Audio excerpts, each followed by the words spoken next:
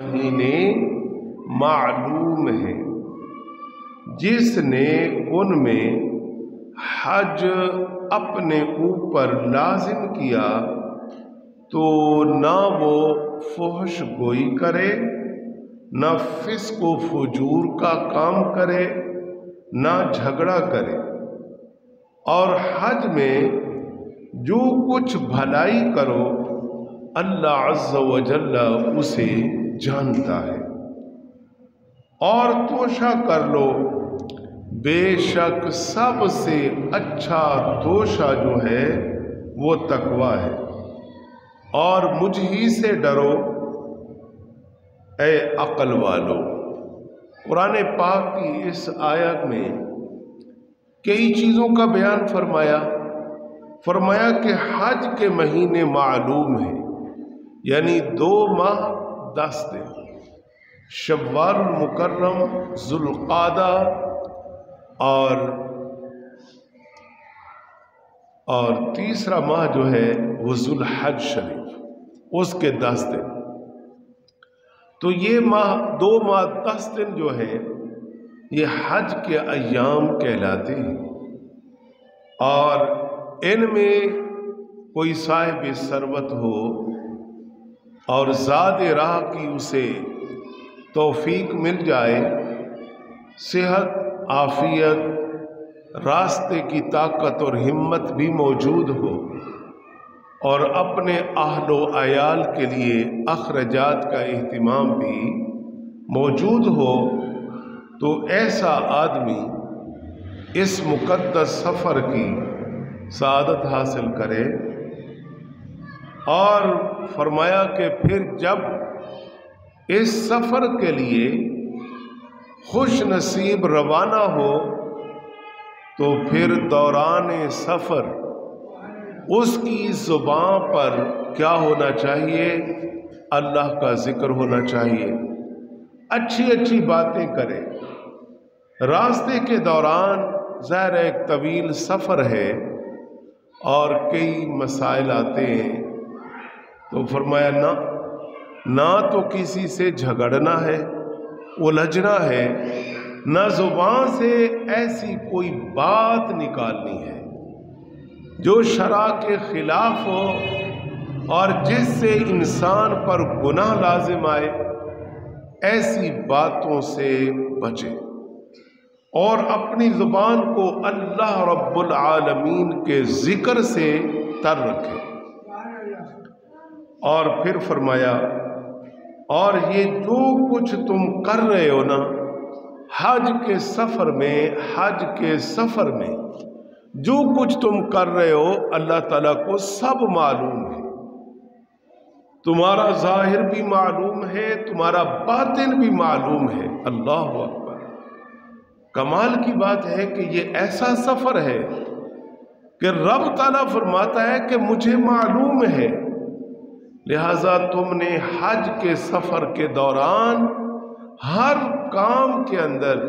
یہ خیال رکھنا ہے کہ میرا رب مجھے دیکھ رہا ہے۔ اور واقعی جب اللہ تعالیٰ ہر دوست کو یہ سفر نصیب فرمائے کہ جب انسان اس سفر پہ روانہ ہوتا ہے نا جی،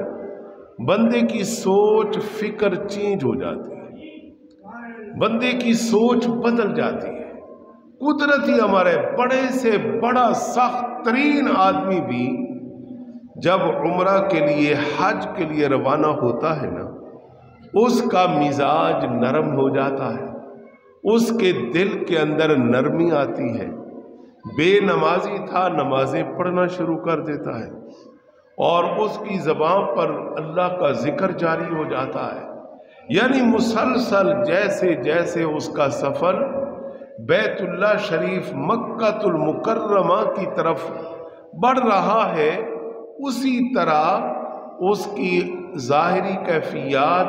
اور باطنی کیفیات میں تبدیلی آتی ہے۔ یہ قدرتی امر ہے۔ اور پھر جب انسان بیت اللہ شریف میں پہنچتا ہے تو پاکستان کے اندر یا دنیا کے جس ملک سے وہ گیا ہے تو وہاں پر نہ وہ سوچ ہوتی ہے، نہ فکر ہوتی ہے، نہ بات ہوتی ہے، انسان کے دل و دماغ میں ایک ہی بات ہوتی ہے کہ یا اللہ تو نے کتنا کرم فرمایا کہ میں اپنے وطن میں جس گھر کو دیکھنے کے لیے تڑپا کرتا تھا اور لوگ کہتے تھے میں حج کر کے آیا ہوں، میں عمرہ کر کے آیا ہوں، اور پھر جب ہم نماز پڑھتے تو ہمارا رخ بیت اللہ شریف کی طرف ہوتا، جہت قبلہ کی طرف، اور آج میں اصل قبلہ کے پاس آ کے کھڑا ہو گیا۔ تو پھر انسان کی وہ سوچ نہیں ہوتی۔ کمال کی بات ہے کہ آپ علیہ السلام نے کیا فرمایا کہ جب کوئی حاجی حج کر کے آئے تو وہ گناہوں سے پاک ہے، اس کے گناہ ختم ہو چکے ہیں۔ وہ آج اس کی کیفیت یہ ہو چکی ہے کہ جیسے ماں کے شکم اطہر سے وہ دنیا میں آیا۔ لہذا حضور فرماتے ہیں کہ اس سے ملو اور اسے دعا کی درخواست کرو۔ کیوں؟ زبان اس کی پاک ہے، اس کے ہاتھ پاک ہیں۔ جب وہ آپ کے لیے ہاتھ اٹھا کر دعا کرے گا، اللہ تعالیٰ اس کی دعا آپ کے حق میں قبول فرمائے گا۔ تو یہ بہت بڑی سعادت کی بات ہے، اللہ تعالیٰ جس انسان کو عطا فرمائے۔ اور آج کا جو ہمارا موضوع ہے وہ احرام کے حوالے سے ہم باتیں کریں گے، اور احرام کی فضیلت پہلے سماعت کر لینا تاکہ ہمارا ایمان تازہ ہو، اور پھر ہم تھوڑی تفصیل سے بات کریں۔ آپ صلی اللہ علیہ وسلم نے خود حج اور عمرہ شریف کا احرام باندھا ہے۔ حضرت زید بن ثابت رضی اللہ تعالی عنہ فرماتے ہیں کہ آپ صلی اللہ علیہ وسلم نے احرام باندھنے سے پہلے غسل فرمایا اور پھر آپ نے احرام باندھا۔ اور صحیح مسلم شریف آپ صلی اللہ علیہ وسلم کے پیارے صحابی حضرت ابو سعید رضی اللہ تعالیٰ عنہ فرماتے ہیں کہ آپ صلی اللہ علیہ وسلم کے ساتھ ہم حج کے سفر پر روانہ ہوئے۔ کیسے خوش نصیب لوگ ہیں کہ جو آقا کریم علیہ السلام کے ساتھ جنہیں یہ سفر عظمی نصیب ہو رہا ہے۔ حقیقت ہے کہ اس سفر میں جتنا انسان کسی عالم کے ساتھ، کسی کامل و اکمل اللہ کے نیک بندے کے ساتھ سفر نصیب ہو تو یہ بہت بڑی سعادت ہو جاتی ہے کہ جمیع ارکان کے اندر لمحہ با لمحہ ظاہر ایک عالم ہے، وہ سب جانتا ہے، وہ بڑے ٹھہراؤ کے ساتھ ہر مقام پر لے کے چلے گا، لیکن کمال یہ ہے کہ جس انسان کو یہ سفر حضور کے ساتھ نصیب ہو جائے، آپ صلی اللہ علیہ وسلم کی معیت کے اندر جسے یہ سفر نصیب ہو جائے تو ان لوگوں کے لیے کیا خوش نصیبی ہے، کیا سعادت مندی ہے کہ جو آقا کریم علیہ السلام کے ساتھ جنہیں یہ سفر نصیب ہو رہا ہے۔ تو حضرت ابو سعید فرماتے ہیں کہ ہم اس سفر میں حضور کے ساتھ ہیں، آپ نے احرام باندھا، ہم نے بھی احرام باندھ لیا، اور پھر آپ علیہ السلام نے تلبیہ پڑھا اور ہم سب نے بھی تلبیہ پڑھنا شروع کر دیا۔ تلبیہ کیا ہے؟ لبیک اللہم لبیک لا شریک لک لبیک ان الحمد والنعمت لک والملک لا شریک لک لبیک۔ کتنے خوبصورت کلمات ہیں کہ اے اللہ میں حاضر ہوں، اے اللہ میں حاضر ہوں، لا شریک لک لبیک، تیرا کوئی شریک نہیں ہے، میں حاضر ہوں، ان الحمد والنعمت لک والملک، تمام تعریفیں اور تمام نعمتیں تیرے لیے ہیں، بادشاہت تیرے لیے، اے اللہ میں حاضر ہوں، اے اللہ میں حاضر ہوں۔ लब्बैक अल्लाहुम्मा लब्बैक ला शरीक लक लब्बैक। ये कलिमात पढ़ लो अल्लाह के बंदो, जुम्मतुल मुबारक के पुरनूर से आते हैं, इंशाअल्लाह वो मालिक ज़रूर हम पर भी मेहरबानी फरमा देगा। पढ़ लेते हैं, लब्बैक अल्लाहुम्मा लब्बैक ला शरीक लक लब्बैक इन्नल हम्द वन निअमत लक वल मुल्क ला शरीक लक लब्बैक। तो इमाम तिरमिज़ी बयान करते हैं कि हज़रत सहल बिन साद रज़ी अल्लाह ताला अन्हु फरमाते हैं कि जब इंसान ये तलबिया पढ़ता है, ये कलिमात जो अभी हमने पढ़े, जो खुश नसीब उम्रा के लिए एहराम बांध कर इन कलिमात को पढ़ता है और एक मर्तबा इन कलिमात का पढ़ना वाजिब होता है, और इसी तरह हज का एहराम बांधे और इन कलिमात को जो पढ़ता है, तो इरशाद फरमाया कि जैसे ही वो इन कलिमात को पढ़ रहा होता है ना, जिस जगह वो बंदा खड़ा है और इस तलबिये को पढ़ रहा है, तो फरमाया कि उसके दाईं तरफ ज़मीन के ख़त्म होने तक, जहाँ तक ज़मीन जा रही है, और उसकी बाईं तरफ जहाँ ज़मीन का आखिरी हिस्सा है, फरमाया कि उन आखिरी हिस्स तक जो भी पत्थर है, पहाड़ है, चट्टियल मैदान है, कोई भी जगह है, वो सारी की सारी उसके साथ लब्बैक कहती है। सारी की सारी जमीन, पहाड़, पत्थर भी उसके साथ लब्बैक कह रहे होते हैं कि लब्बैक अल्लाहुम्मा लब्बैक ला शरीक लक लब्बैक इन्नल हम्द वन निअमत लक वल मुल्क ला शरीक लक लब्बैक। ये कितने बबरकत कलिमात हैं कि पहाड़ भी पढ़ रहे हैं, ज़मीन भी, दरख्त भी, हजर शजर, सारी कायनात उसके साथ अल्लाह ताला के इस जिक्र के अंदर शामिल हो जाती है। और फिर इरशाद फरमाया कि हज़रत ज़ैद बिन खालिद जोहानी रज़ी अल्लाह ताला अन्हु आप फरमाते हैं कि नबी अलैहिस्सलातु वस्सलाम ने फरमाया कि मेरे पास जिब्रील अमीन आए और जिब्रील अलैहिस्सलाम ने मेरे पास आकर कहा कि ऐ अल्लाह के प्यारे रसूल सल्लल्लाहु अलैहि वसल्लम, अपने सहाबा को हुक्म दीजिए कि वो लब्बैक यानी जब ये तलबिया पढ़ें तो अपनी आवाज़ों को बुलंद करें। कह दो सुभान अल्लाह। अल्लाह के बंदों, कितनी ईमान अफरोज़ बातें हम कर रहे हैं। तो अभी भी आपका दिल मदीने की यादों में और मक्कातुल मुकर्रमा की यादों में गुम नहीं हुआ है जी। हर बंदा तो तड़पता है, तो ज़रा ज़ौक़ में बैठिए और इन ईमान अफरोज़ बातों को सुनिए। तो आप अलैहिस्सलाम ने फरमाया कि मेरे पास जिब्रील आए और जिब्रील अलैहिस्सलाम ने आकर कहा कि अल्लाह के प्यारे नबी सल्लल्लाहु अलैहि वसल्लम, अपने असहाब को, अपने साथियों को जो आपके साथ इस सफ़र में, उन्हें फरमा दीजिए कि वो लब्बैक अल्लाहुम्मा लब्बैक ला शरीक लक लब्बैक इन्नल हम्द वन निअमत लक वल मुल्क ला शरीक लक लब्बैक। इसमें आवाज़ को बुलंद करें, यानी कि ऊंची आवाज़ से वो इसको तलबिया को पढ़ें। क्यों? इसलिए कि ये हज का शिआर है कि हज के अंदर, उम्रा शरीफ के अंदर इनको ऊंचा पढ़ें। और यही बात है कि जब आप इस सफ़र पर रवाना हों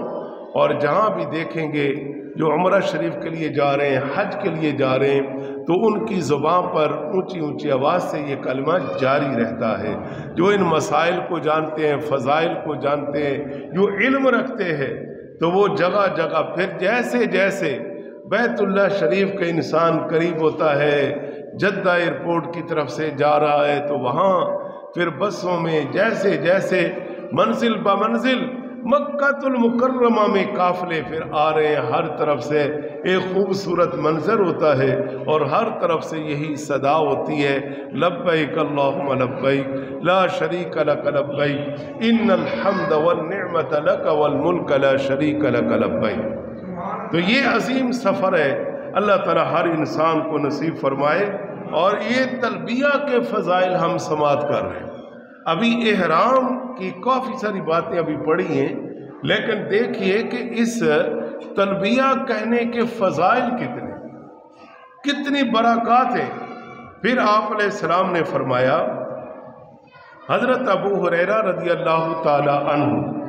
आप फरमाते हैं कि आका करीम अलैहिस्सलाम ने फरमाया कि लब्बैक कहने वाला जब ये तलबिया लब्बैक वाला कहता है तो उसे बिशारत दी जाती है। किस चीज़ की बिशारत दी जाती है? फरमाया उसके लिए जन्नत की बिशारत दी जाती है कि ए तलबिया कहने वाले तुझे मुबारक हो, तेरे लिए जन्नत की खुशखबरी है, तेरे लिए जन्नत की बिशारत है। अल्लाह अकबर। हकीकत है ये तो हम एक मौजू पे बातें कर, अगर हज के हर हिस्से के फ़ज़ाइल, मैदान अराफात के ज़िक्र करें तो अलग फ़ज़ाइल हैं, मीना की बातें करें उसके अलग फ़ज़ाइल हैं। जब हम बैतुल्लाह शरीफ का तवाफ़ और बैतुल्लाह का दीदार और बैतुल्लाह शरीफ के जो मुख्तलिफ हिस्सा है मताफ़ के अपने फ़ज़ाइल हैं, और बैतुल्लाह शरीफ के साथ जो थोड़ा सा हिस्सा अलग है मकाम मुल्तज़म के अलग फ़ज़ाइल हैं। इसी तरह हजर अस्वद के पास आओ, उस हिस्सा के अलग फ़ज़ाइल हैं, सफ़ा मरवा के अलग फ़ज़ाइल, आप ज़मज़म शरीफ के अलग फ़ज़ाइल हैं। यानी एक एक हिस्सा के इतने ईमान अफरोज़ आप अलैहिस्सलाम ने इरशादात फरमाए कि एक मुसलमान का ईमान ताज़ा हो जाता है। फिर इंसान का दिल तड़पता है कि कब वो लम्हा आए कि मैं ऐसी जगह पे पहुंच जाऊं। लेकिन आज ऐसा वक्त भी आया कि इस सफ़र को भी मुसलसल महंगा किया जा रहा है, और इन हालात के पेश नज़र जो भी हालात हैं अल्लाह बेहतर जानता है हकीकत क्या है। जो कुछ हो रहा है यकीन जानिए हर मुसलमान जो बाशऊर है जब भी वो बयान सुनता है कहीं से पता चलता है, मालूमात में बात आती है, मुताला के ज़रिए, आखिर हर बंदा तो एक जैसा नहीं है ना। तो जो भी इन चीज़ों को पढ़ते हैं, सुनते हैं, फिर हाजियों को देखते हैं, उम्रा वालों को देखते हैं, उनसे मिलते हैं, तो उनके दिलों के अंदर एक तड़प पैदा होती है। लेकिन जब हालात और इन चीज़ों का इल्म होता है तो इंशाअल्लाह रहमान उस मालिक की बारगाह में दुआ करते हैं कि अल्लाह करीम इस सफ़र को तो आसान कर, जो हमारे ज़िम्मेदारान हैं, और इस वक़्त इस मुल्क के अंदर जो महंगाई की आग लगी हुई है, अल्लाह करीम तो गैब से हमारी मदद फरमा। और ये सफ़र हर साल लाखों लोग वहाँ पे हाजिर होते हैं, और जो बाकी रह जाते हैं वो तड़पते हैं कि काश कि मुझे भी ये सफ़र नसीब हो। फिर एक दफ़ा जो चला जाता है उसकी तड़प और बढ़ जाती है। जब तक नहीं देखा था कंडीशन, कैफियत, हालत और थी, और जब वहाँ पे इन बरकत वाली जगहों पे पहुँच जाता है इंसान तो फिर वो बेचैन हो जाता है, फिर बार बार वहाँ जाने को जी करता है। तो इंशाअल्लाह अल्लाह ताला ज़रूर मदद करेगा। तो हज़रत इमाम अहमद, मुस्नद इमाम अहमद बिन हम्बल और इमाम इब्न माजा और इमाम बैहकी ने हज़रत आमिर बिन रबिया से इस हदीस पाक को लिया कि आप अलैहिस्सलाम ने फरमाया कि इहराम की हालत में मुहरिम, इहराम बांधने वाला, फरमाया कि जब वो आफताब डूबने तक, गुरूब होने तक उसकी ज़बान पर यही कलिमात रहते हैं, लब्बैक अल्लाहुम्मा लब्बैक ला शरीक लक लब्बैक इन्नल हम्द वन निअमत लक वल मुल्क ला शरीक लक लब्बैक। फरमाया कि जिसकी ज़ुबान पर मगरिब तक ये कलिमात रहते हैं, यहाँ तक कि वो कलिमात पढ़ता रहता है और सूरज अपनी मंजिल की तरफ चलते चलते चलते चलते अब गुरूब होने लगा है, तो आका करीम अलैहिस्सलाम ने फरमाया کہ جس نے یہ تلبیہ پڑھا ہے ادھر سورج غروب ہوتا ہے اور اللہ تعالیٰ اس کے گناہوں کو بھی معاف کر دیتا ہے، اس کے گناہ بھی اسی طرح جھڑ کر ختم ہو جاتے ہیں اور اس کا جسم پاک اور صاف ہو جاتا ہے۔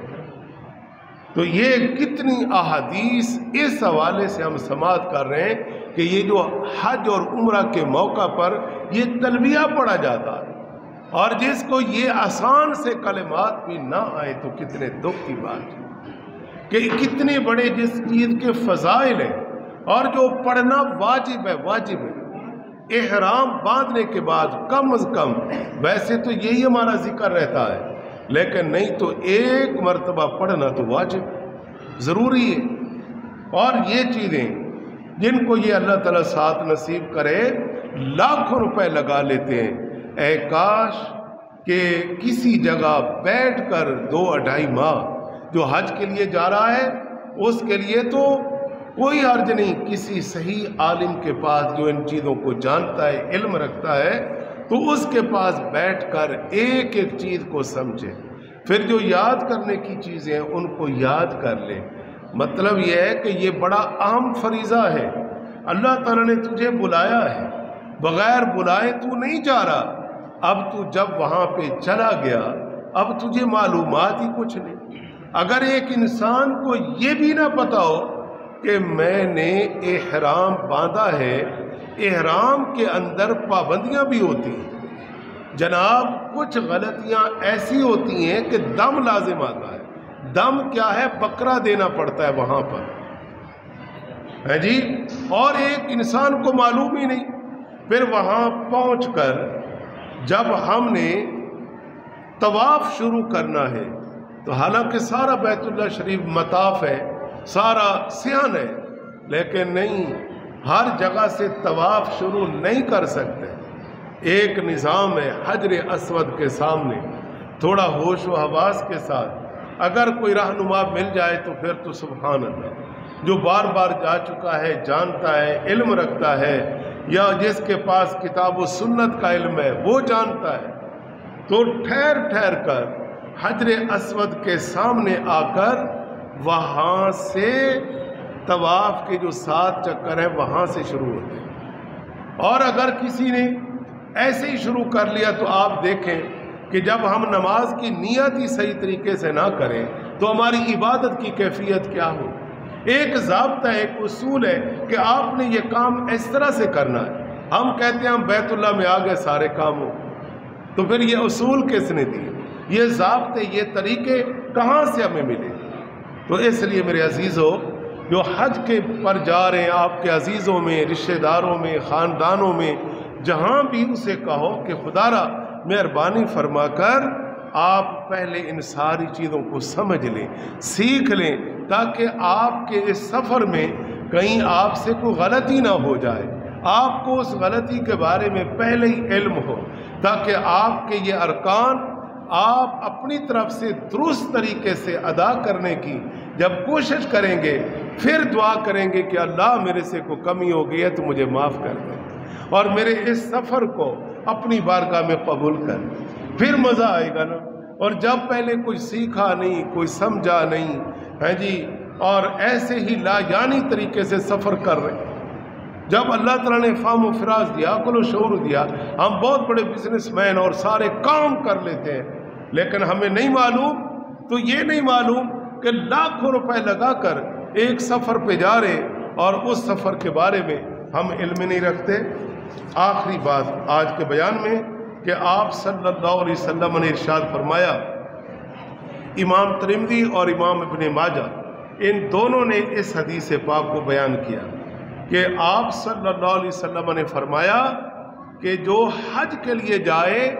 حج میں جتنے افضل اعمال ہیں جو وہاں پہ ہم کریں گے، یعنی کہ میدان عرفات میں جائیں گے، مینا میں جائیں گے، طواف کریں گے، صفا مروہ پہ جائیں گے، یہ جتنے اعمال ہیں یہ افضل ترین کام ہے، لیکن حضور فرماتے ہیں کہ ان سب سے بھی ایک کام افضل ہے، وہ کیا ہے؟ وہ تلبیہ کہنا ہے۔ حالانکہ یہ بھی بڑے بڑے رکن ہیں، اور حج کا سب سے بڑا رکن اعظم جو ہے وہ میدان عرفات میں پہنچنے کا نام ہے۔ آدھا دن یعنی سورج ڈھلنے سے لے کر غروب آفتاب تک جو اس حصے میں وہاں پہنچ گیا وہ حاجی کہلاتا ہے، وہ حاجی ہو گیا۔ لیکن بات یہ ہے کہ تلبیہ کہنا اس کی کتنی فضیلت ہے۔ فرمایا کہ یہ فضیلت کے لحاظ سے سب سے اعظم مقام رکھتا ہے، اور جس کو صحیح طریقے سے تلبیہ کہنا بھی نہ آئے ہے جی، یہ چند کلمات بھی جو یاد نہ کر سکے تو دکھ ہی ہے، ہم تو سمجھا ہی سکتے ہیں۔ اور پھر آپ صلی اللہ علیہ وسلم نے فرمایا کہ جب بندہ لبیک سے فارغ ہوتا ہے اور پھر اللہ تعالیٰ سے سوال کرتا ہے کہ اے اللہ مجھے جنت عطا کر دے اور میں دوزخ سے پناہ چاہتا ہوں، مجھے پناہ دے دے، تو اللہ تعالیٰ ارشاد فرماتا ہے کہ اے میرے بندے جو کچھ تو نے مانگا تجھے عطا کر دی، تو نے جنت مانگی جنت دے دی، اور دوزخ سے تو نے پناہ مانگی تجھے پناہ کر دی۔ تو یہ آج ہم نے کچھ باتیں کی، انشاءاللہ پھر آئندہ آگے چلیں گے اور